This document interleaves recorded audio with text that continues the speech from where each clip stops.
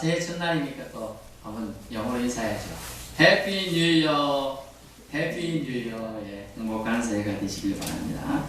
우리 주미교회표 어제 우리가 오신 예배드린 분 알겠지만 저기 옆에 있습니다. 하나님을 기쁘시게 사람을 행복하게 하는 교회로 올해 한 해 이웃과 우리 주미교회를 섬기기 바랍니다.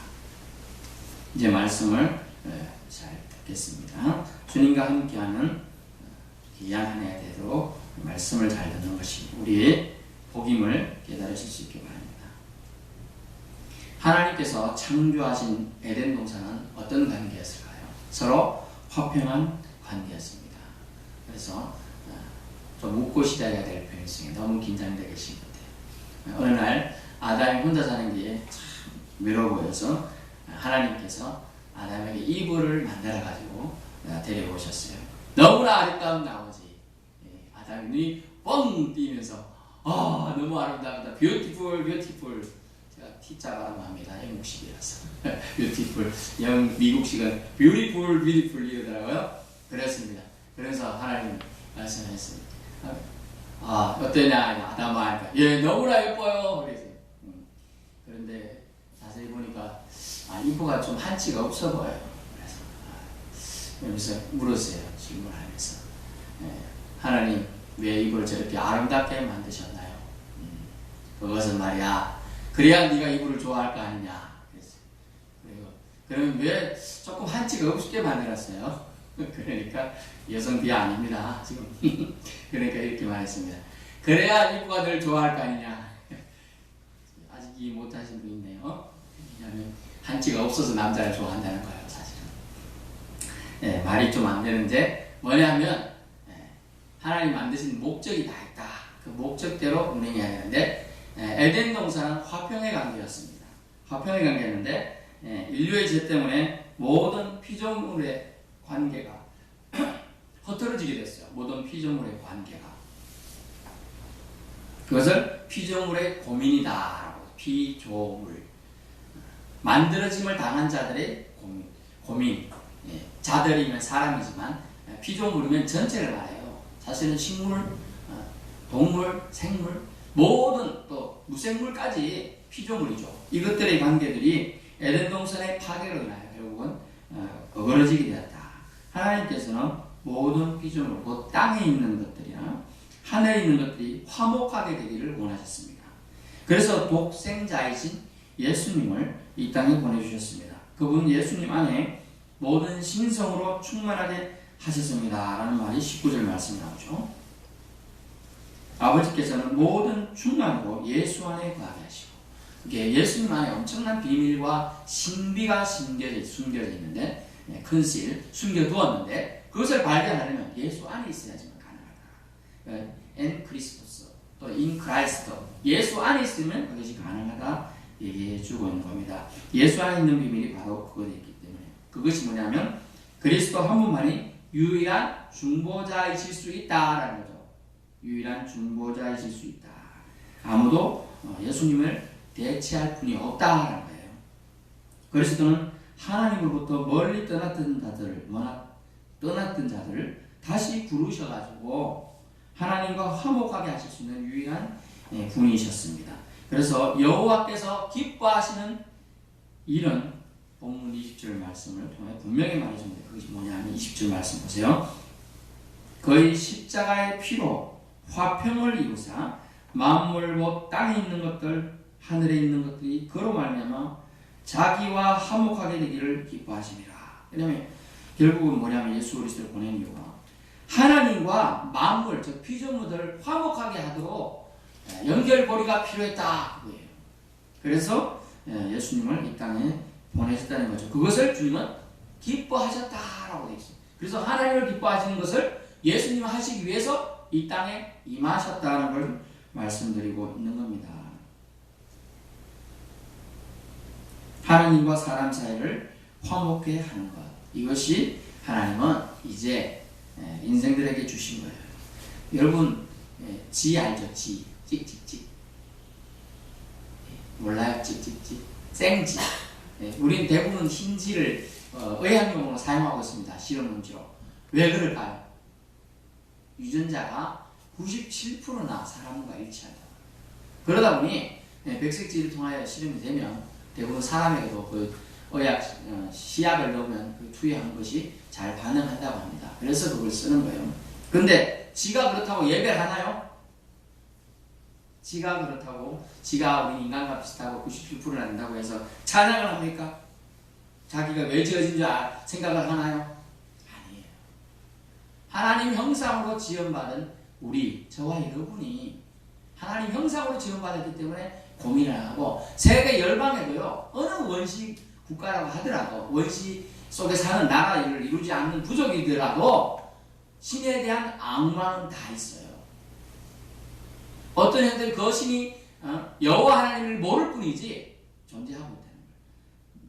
신의 존재를 인정하고 있다는 거예요. 그런데 그것을 하나님이라고 인정하게 만들게 하는 것이 오늘날 선교이고 미시오너리 라틴어요.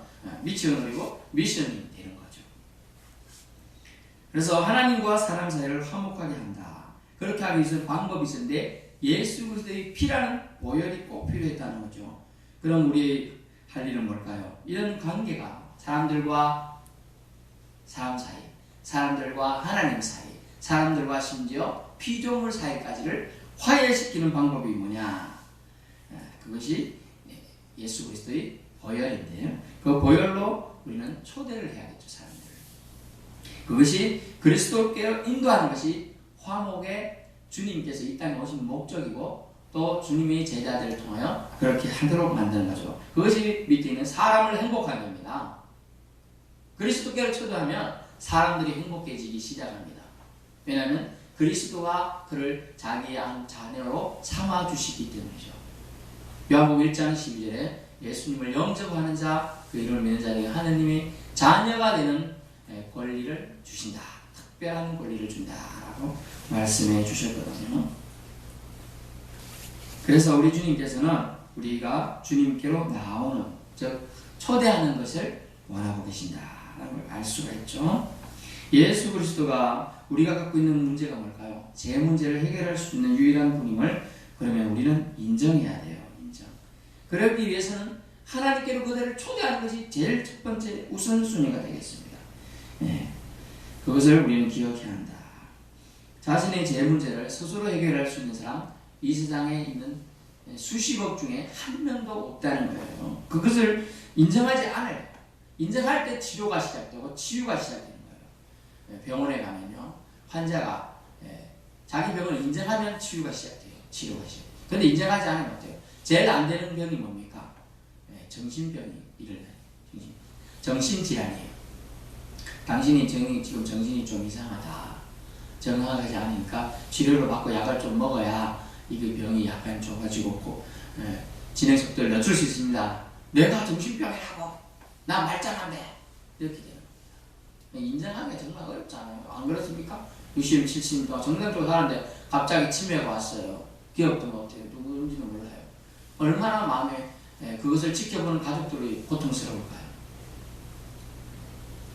인정할 때 시작되는 거예요. 모든 치유는요, 치료는요, 인정할 때 시작이 되기 시작했습니다. 그것을 기억해야 됩니다. 로마서 12장에 보면 산제물이 되도록 주님께서 우리를 원하신다는 걸 알 수가 있어요. 가인의 제물과 제사. 여러분이 가인과 아벨이라는 영화를 보신 분이 있잖아요. 가인과 아벨, 가인의 후예 뭐 이런 거요. 가인의 제사나 제물과 제사를 받지 않으셨어요. 왜일까요? 그것은 그에게 중요한 마음이 더 빠져 있었기 때문이라고 해요. 사실은 실질적으로 그냥 형식적으로 드렸기 때문이죠. 산제물이 하나님께 필요했는데 그러지 않았다는 것이죠. 하나님을 기쁘시게 여러분은 어떤 것을 통해서 올해 하나님을 기쁘시게 해볼 생각을 해보실 수 있을 겁니다. 그러나 그것을 어떻게 자기가 만들어 가는가는 사실은 자기가 어느 정도의 결단이 요구됩니다. 결단. 거창한 것은 아주 간단한 것부터 시작되거든요. 사실 시작해 보세요. 그래서 저는 새해 첫날이라 또 첫 예배라 첫 주일이라 무엇을 말씀드려요? 가장 기본을 말씀드리고자 합니다. 그리스도인이 가장 기본. 예수 믿으려고 하는 사람이 가장 기본은 뭘까요? 그것은요, 뭐니 해도 돈이 아니고 뭐니 해도 예배 참석이에요. 예배 참석. 그것을 사자성어로 주일 성수라고 합니다. 주일 성수. 주일을 지켜내는 거예요. 그것이 가장 기본입니다. 그것이 여호와 하나님을 기쁘시게 하는 거예요. 우리가 매년 고향이 있는 분들 어때요? 고향에 또 부모님이 살아계시면 어때요? 어렵고 힘들지만 차가 막히지만 고생스럽지만 어때요? 고향을 찾아갑니다. 왜요? 부모님이 계시기 때문에. 왜요? 부모님이 기뻐하시기 때문에. 1년에 한두 차례 또는 몇 년에 한 번이라도 자식을 보기를, 얼굴 보기를 기뻐하는 게 부모의 심정입니다. 똑같이 그러면 하나님은 온 우주의 창조주인데 우리를 못 보고 계시잖아요. 아니, 다 보고 계셔요. 하지만 예배의 자리에서 보기를 원하시기 때문에 주일 성수를 주님은 원하시고 계시는 거예요. 그래서 날을 구분, 날이 용이라는 단어를 씁니다. 히브리어로 용. 날을 구분하여 하나님께 드리는 것은 그의 마음이 하나님께로 향하도록 한다는 뜻입니다. 그래서 그 마음이 내게 있는가 알아보려고 40년 동안 이스라엘 백성을 광야에서 뺑뺑이를 돌렸는데요. 왜? 그들이 나를 사랑하는지, 나를 여호와를 진짜로 신뢰하는지를 알려주기 위해서예요. 그러므로 우리는 나를 구분하는 것에서 우리의 신앙이 사실 시작됩니다. 나를 구분하는 것에서. 이런 삶의 우선순위를 어디에 두느냐에 따라서 하나님께 맞추어 살아야 한다는 것을 각오하고 또 결심하는 순간이 된다는 것이죠. 나는 기필코 주일은 하나님 안에서 살아야 하려는 결심이 있으면 여러분이 자유로워질 수가 있어요. 요한복음 8장에 보면 진리가 너희를 자유롭게 할지라 라는 말씀이 있습니다. 진리가 여러분을 자유롭게 한다니까요. 진리는 누굽니까? 결국은 예수 그리스도예요. 성경 요한복음이라는 진리는 참 하나님과 그가 보내신 자 예수 그리스도를 아는 것이 진리니라 그랬어요. 그러므로 하나님과 예수 그리스도를 아는 것이 진리인데 진리를 우리가 그분을 알면 우리는 자유함을 누리게 됩니다.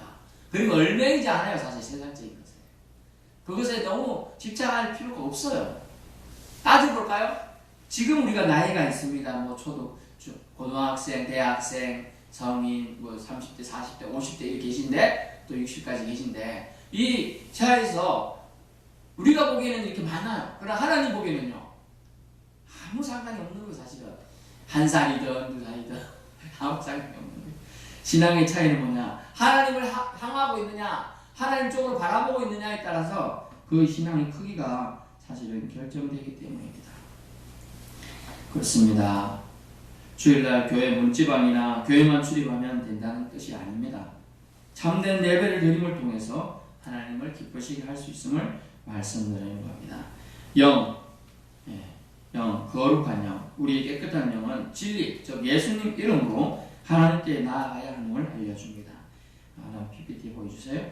우루과이 한 교회당 벽에 쓰인 주기도문을 통하여 우리는 어떤 인생이었는가를 좀 알아보고 싶습니다.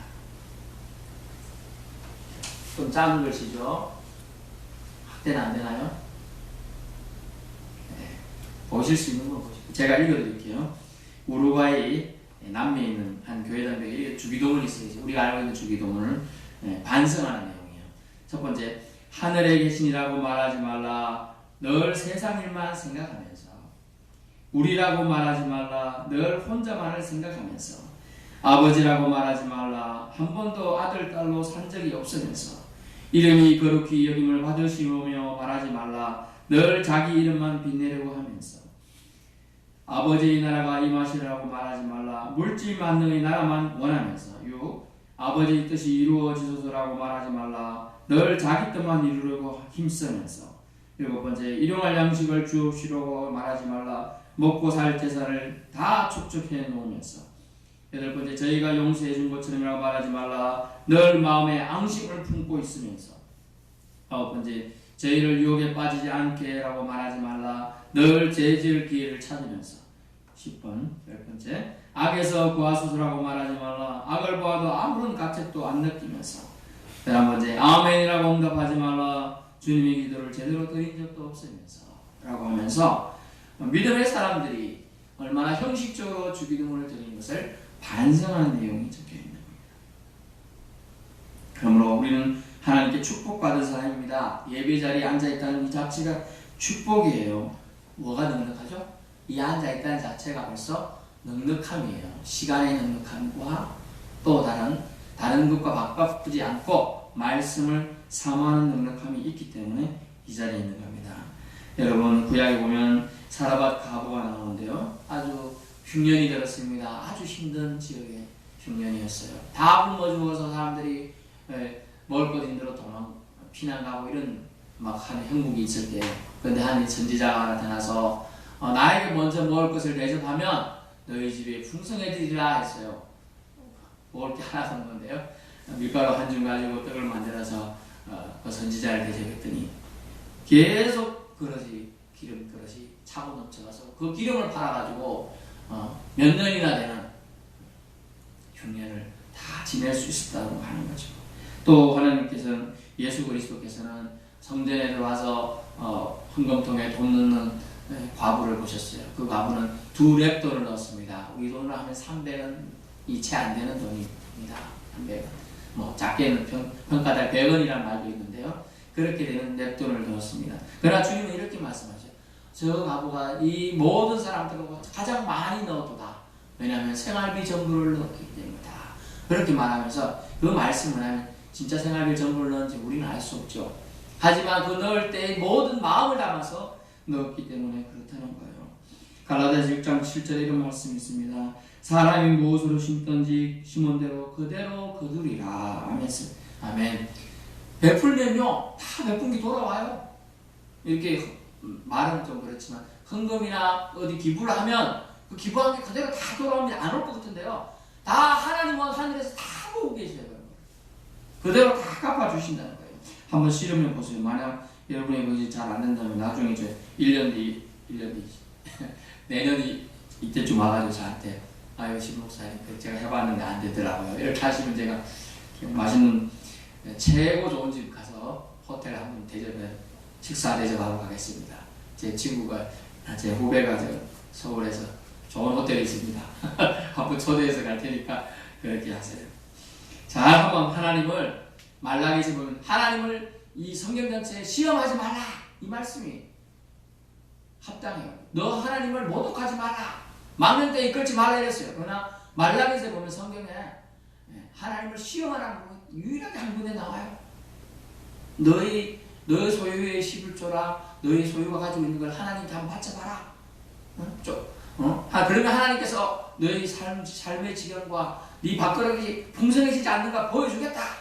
이렇게 말씀하시면서 네가 쌓을 것이 없도록 부어주겠다. 저는 이렇게 말씀하셨어요. 한번 테스트 해보세요. 저는요, 목사님 직장도 없고요, 아르바이트 하는데 이게 될까요? 그런데 한번 해보세요. 부담 없잖아요. 아르바이트 하는데 생기만 하면 되고 하는데 그렇게 해보시면 달라질 겁니다. 왜냐? 제가 새 첫날 이 말씀을 드리는 이유는 복을 받는 비결을 잘 모르는 분들이 많고요.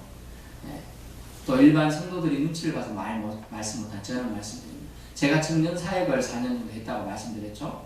그런데 청년들이 복을 받는 애가 있고요, 안 받는 애가 있음을 제가 분명히 보았습니다. 왜냐하면 고민을 엄청 해요. 그래서 그때 목사님 제가 취직만 하면 제일 처음에 이랬습니다. 제가 대학원만 들어가면 정말 소원이 없겠습니다. 그래서 열심히 기도하고 같이 해서 대학원 들어갔습니다. 또 졸업하면 제가 취직만 하면 소원이 없겠습니다. 11조도 잘하고 운동생활, 교회생활 잘하겠습니다. 그랬더니 웬걸요? 진짜 취직 잘했습니다. 그런데 아무 헌금 1,000원도 안 해요. 1,000원도. 왜요? 그러더니 나중에 어떻게 됐을까요? 나중에 상상이 바뀝니다. 그런데 한 명은요, 정말 성실하게 하고 똑같이 다 해봤어요. 그 하나님이 복된 자리에 있는 사람이 하면 어떻게 달라지는 걸 보여주더라고요. 신명막지하게 취직 딱 시켜주시고 거기서 또 직장에서 인정받게 하시고 막 승진 될 수 있는 길을 열어주시는 거예요. 하나님이 역시 빈말이 없으시구나, 거짓말 하시는 분이 아니시는 거를 제가 눈으로 본 사람이에요. 그래서 여러분이 하나님을 유일하게 테스트할 수 있는 것이 말라기서에 있는 말씀이에요. 이 하늘 문을 열어가지고 너에게 복을 무한히 부어주지 않는가 보라, 테스트 해보라 라고 말씀하셨어요. 그래서 정초에 저는 이렇게 말씀드린 겁니다. 주일 성수와 하나님께 드릴 것을 구별되어 드리는 것을 함을 또 하나님께 영광을 돌리기를 원합니다. 주일 성수는 뭡니까? 시간을 구별하여 드리는 거예요. 나를 구별하여 드리는 것이에요. 물질은요, 하나님의 것을 사실은 드리는 거예요. 왜냐하면 우리가 물질을 지배할 능력, 하다못해 아르바이트 할 능력, 이걸 누가 준 거예요? 하나님이 준 거예요. 사실은 제가 막노동을 저희 애들 둘이가 태어났을 때 직장 안 다니고 있었잖아요. 고시 공부하고 있었잖아요. 막일을 하러 저도 갔거든요. 막일을. 근데 저는 할 수 있는 게 없잖아요. 특별히 기술 배운 게 없으니 뭐 했을까요? 청소하고 못 빼고 이런 거 했어요. 그리고 벽돌이 집 부서진 거 부서지고 청소하고 이런 거. 그런 거 돈이 안 돼요. 사실 그때도 5만 원 정도 주더라고요. 신림역에 있는 인력시장에서 하니까. 그래서 또 5천 원 떼요. 참 그거 너무 많이 떼는 거잖아요. 5만 원 받는데 5천 원 떼니까 정말 참 아쉽긴 하지만 먼저 줘야 돼. 또 그것도 숨나고 5천 원 내고 가는 거예요. 참 그렇게 해서 일했던 적도 있는데요. 그렇습니다. 그래도 아깝잖아요. 제가 힘들게 땀 흘려갖고 한 날은 너무 더웠어요. 막미를 하고 있었는데요. 제가 체력이 확실히 떨어졌나 보죠? 코피가 나는 거예요. 코피가. 점심 먹으려고. 땡볕에 일을 하니까요. 체력이 안 되더라고요. 그래서 내가 그 돈을 받아, 그때는 6만 원 정도 받았는데, 받아가지고, 야, 이거 진짜 아깝더라. 이 돈을 가지고 참, 들들 떨면서 제가 왔어요. 야, 이게 힘들어서 어떻게 쓰냐. 그랬는데, 하나님 어떻게 하신다 알아요? 제가 참, 생들 안 사는 옷반지. 눈에 띄는 거예요. 그 만원에. 자, 이거 사다 주면 사모가 좋아하겠지.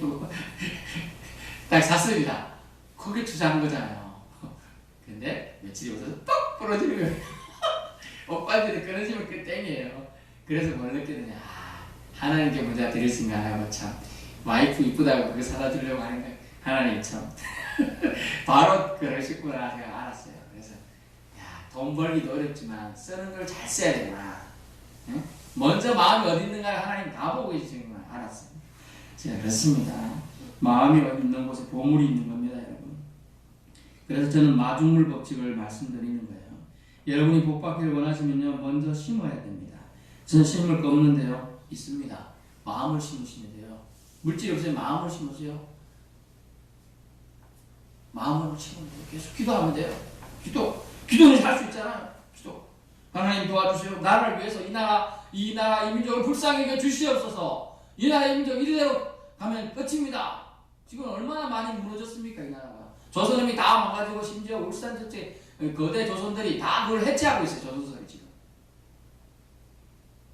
그래도 정권에 야욕 있는 사람들은 아직도 그러고 있죠. 지금. 당리당명하고 있는 거예요. 서민들은 정말 피눈물을 흘리고 있어요. 어제도 드리다 말씀드린 수많은 서민들은 물이 안 나오고 전기가 안 나오고 따뜻한 데가 없어서 춥게 지내고 있는데 자기들은 등 따시고 배부르다고 당리당명하고 있는 형국인 거죠. 나라와 민족을 바로 세워 주시옵소서. 하나님을 두려워하는 위전자를 세워 주시옵소서. 이런 기도를 드려야 된다. 그런 기도를 심으면 하나님이 더 다른 것, 기도하지 않은 것까지 채워주신다고 말씀하고 있는 것입니다. 예수님은 이 세상 살 동안 자신을 죽기까지 순종하시며 하나님의 뜻을 완수하셨습니다. 그의 직책은 화목케 하는 것이었습니다. 여러분, 예수님 때문에 하나님과 화목케 되셨습니까? 이제 우리도 예수님이 하신 화목케 하는 직책을 시작해야 할 때입니다. 복음의 소망의 터 위에 굳게 있어야 할 때입니다. 하나님께서 택하신 자들을 그리스도께로 인도하여야 합니다. 그래서 우리는 주님이 하신 화목케 하는 일을 해야 합니다. 이 화목케, 화목케라는 뜻은 뭡니까? 처음과 마지막에 이르기까지 매끈한 상태를 화목케라는 뜻을 쓰고 있습니다. 즉 피 흘린 구속을 통하여 하나님과 인간의 아무런 구김없는 매끄러운 조화로운 상태. 가다가 탁 걸리면 손이 다칠 수도 있잖아요. 이렇게 가다가 특히 이런 데 괜찮은데 우리가 교회 올라가면 계단이 있잖아요. 옆에 봉을 잡고 올라오는데 봉을 잡았는데 매끄럽지 않으면 빌 수가 있어요. 손을 다칠 수가 있어요. 그래서 저는 항상 그걸 살펴봐요. 또 목 같은 거 티나는 거 없나 이렇게 보는 거죠. 매끄러운 상태, 그것이 하나님과 우리 사이의 매끄러운 상태, 이것을 화해라고 말하고 화목이라고 말하는 거죠. 결론입니다. 예수님은 하늘과 땅을 화목케 하시기 위해 오셨습니다. 그러므로 우리는 예수님께로 나아가야 됩니다. 예수님께 나아가는 걸 막을 방패는 장치는 없어요. 우리가 그냥 하나님께 나아가면 되는 겁니다. 그분만이 유일한 중보자이시며 해결자이십니다. 예수님은 하나님께서 기뻐하시는 일을 십자가에서 이루셨습니다. 우리도 여호와께서 기뻐하시는 일을 같이 해봅시다. 믿음의 기본을 지키는 것, 이것이 여호와께서 기뻐하시는 것이라 오늘 말씀하셨으며, 참된 예배자로 바로 서기, 또 하나님께 그걸 드릴 수 있는 통하여 축복을 받기, 또 다른 이들에게 복음을 제시하니, 이것을 주님께서는 기뻐하십니다. 천국에서 잔치가 벌어질 일은 무엇일까요? 우리를 하늘의 별처럼 빛나게 해줄 일은 무엇일까요? 그것은 그리스도께로 우리의 친구를, 우리 사랑하는 사람들을 초대하는 것이죠. 하나님께 시간을, 마음을 드리는 한 해로 하나님이 주시는 축복을 다 받아 누리실 수 있기를 예수님 이름으로 축복합니다. 아멘. 사랑해 주님 감사합니다.